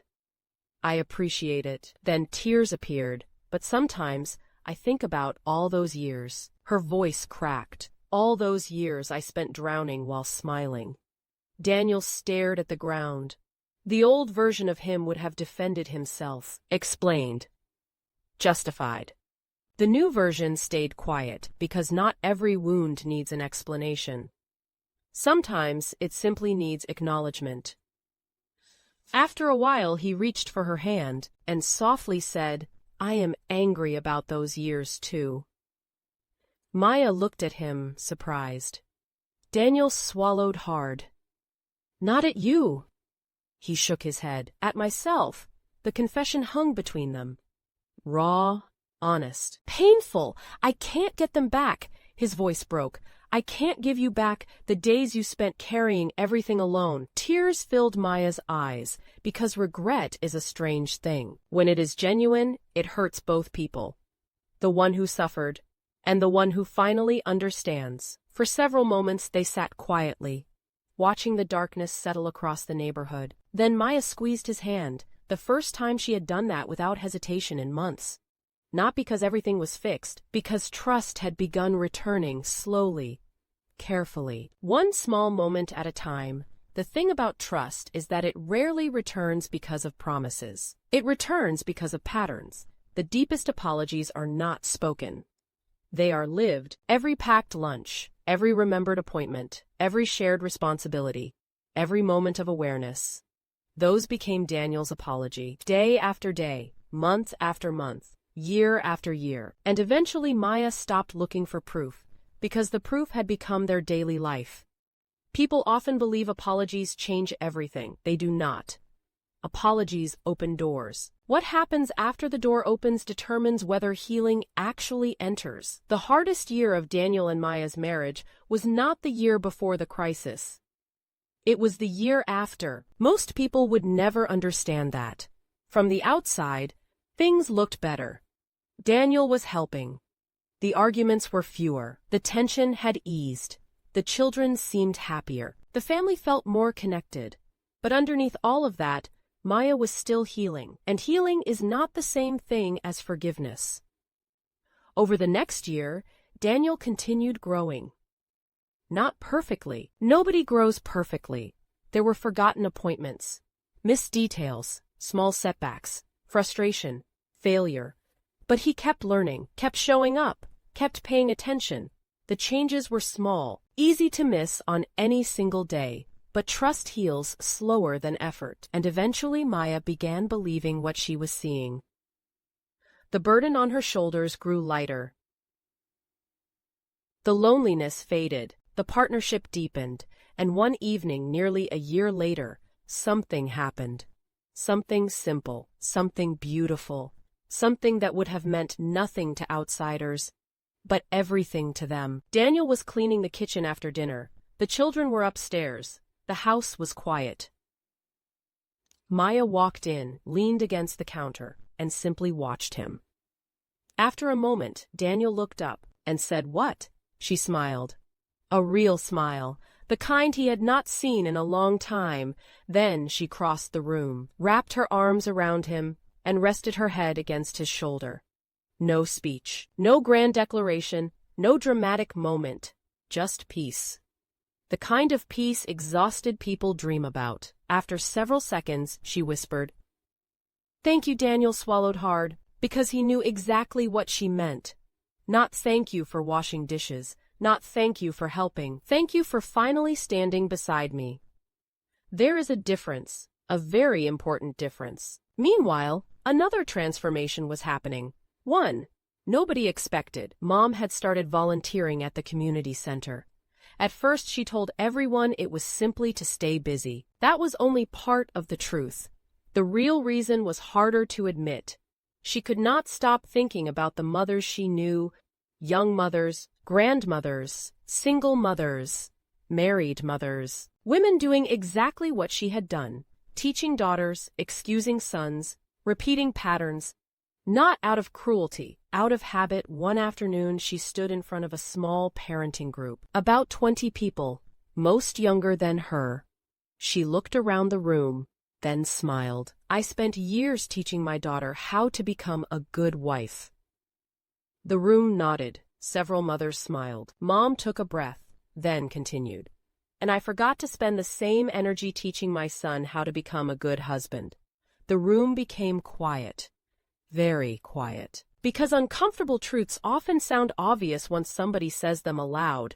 For the next hour she spoke honestly about mistakes, about assumptions, about expectations, about partnership, about raising capable children regardless of gender. When she finished, several people approached her. One young mother cried. A father thanked her. A grandmother hugged her. Mom drove home that evening feeling lighter than she had in years, because wisdom becomes powerful when it stops being private. Years later she would say, regret becomes useful the moment it helps someone else avoid the same mistake. That became one of her favorite sayings, and perhaps her truest. By the time Noah reached high school, something had changed.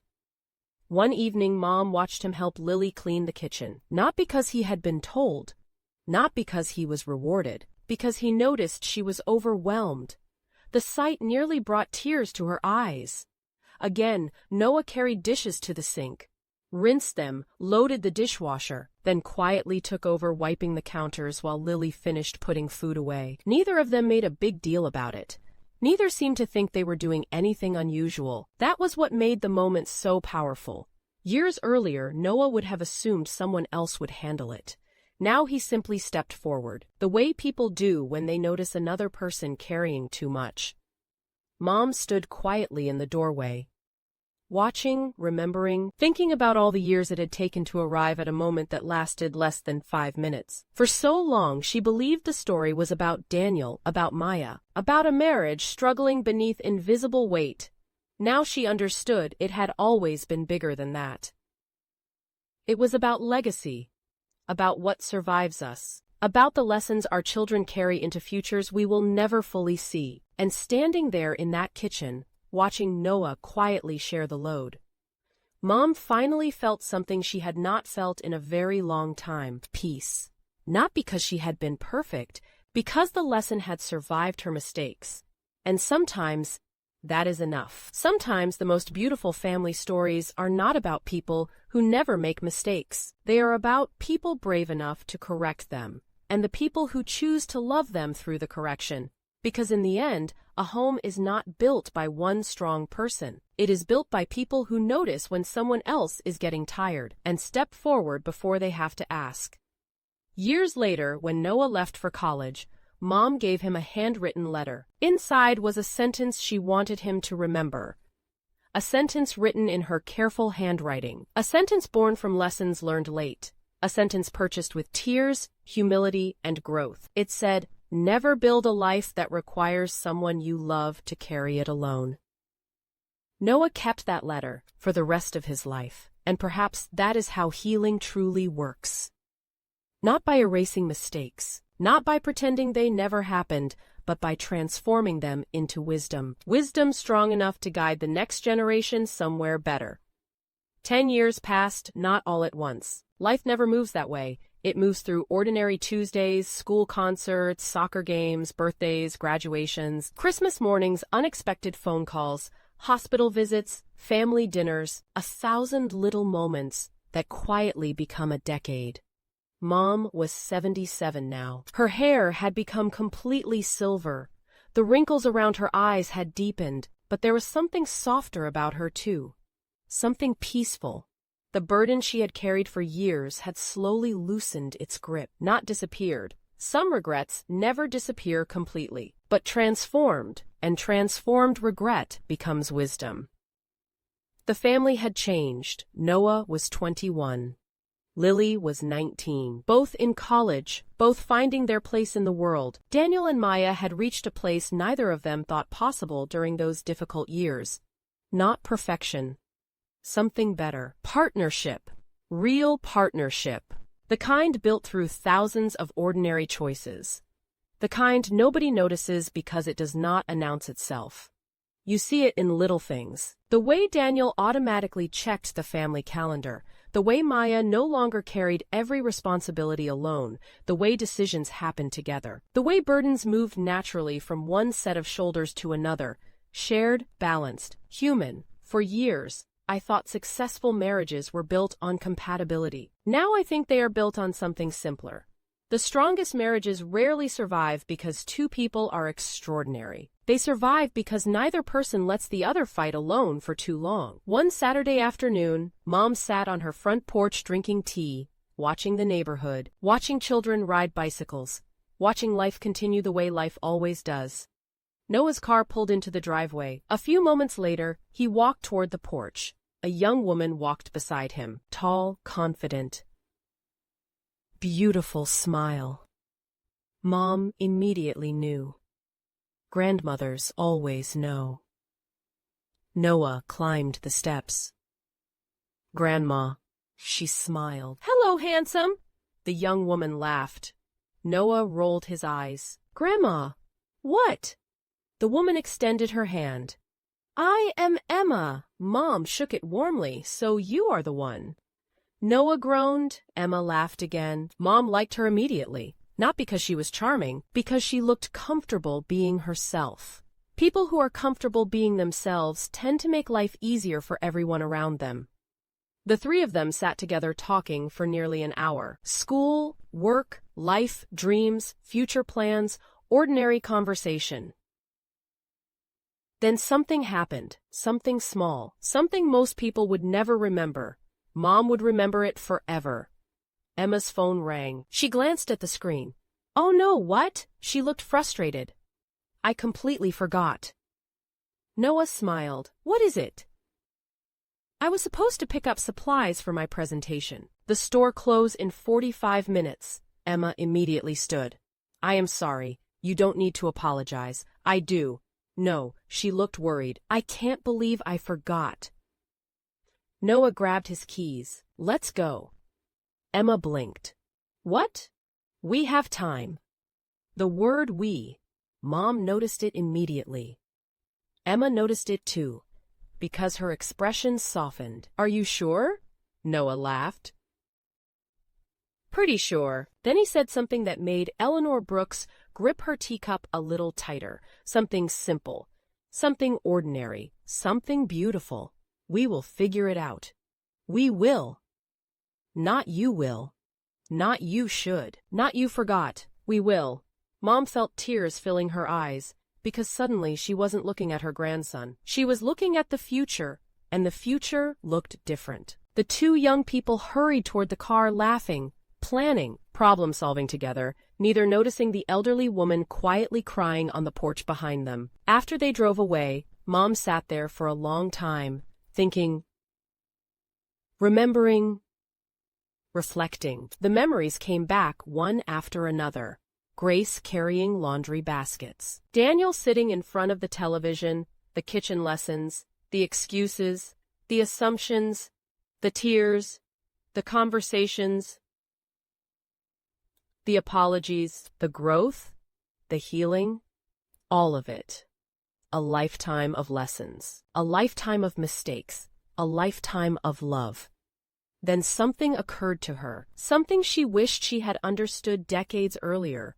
We spend so much time trying to raise successful children, good students, hard workers, responsible adults.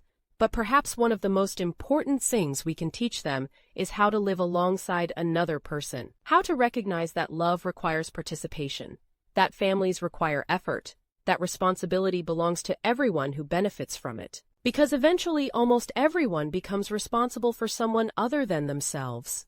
A spouse, a child, a parent, a friend, a community. And when that day arrives, character matters. Awareness matters, partnership matters. A week later, the entire family gathered for Mom's birthday. 77 years old, 3 generations around one table, children, grandchildren, stories, laughter, life. At one point, Noah stood to help clear the table without being asked. Lily joined him. Without being asked, then Daniel stood, then Ethan. Soon everyone was helping, talking, laughing. Working together, plates moved from hand to hand. Someone rinsed. Someone dried. Someone loaded the dishwasher. The work belonged to everyone, not just one person. Mom sat quietly watching, her heart full, because sometimes healing looks ordinary. Sometimes it looks like a family doing dishes together, and nobody realizing how many years it took to arrive at that moment. Later that evening, after everyone had gone home, Mom sat alone in her kitchen. The same kitchen, the very same one. The place where so much of this story had begun. Moonlight spilled through the window. The house was quiet, peaceful. She looked around the room, then smiled. Thinking about Noah, thinking about Lily, thinking about the family gathered around her table only hours earlier. And finally, Mom understood something all those years had been trying to teach her. The goal of parenting is not raising children who need us forever. The goal is raising people who know how to care for others when we are gone. Not because someone tells them to, because they choose to, because it has become part of who they are. For most of her life, she believed love meant sacrifice. Now she understood something more.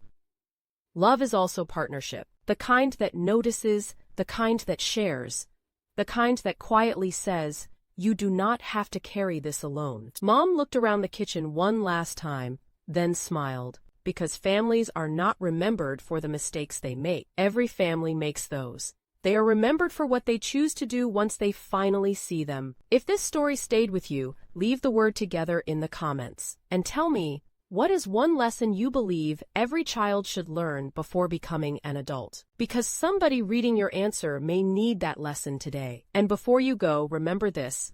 The strongest relationships are not the ones where one person carries everything. They are the ones where nobody has to carry it all alone. Because when families face life together, they can survive almost anything.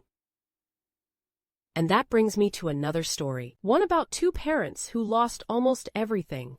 A job, their home, their sense of security, but not their determination to protect their children. So they did what many parents do when life falls apart.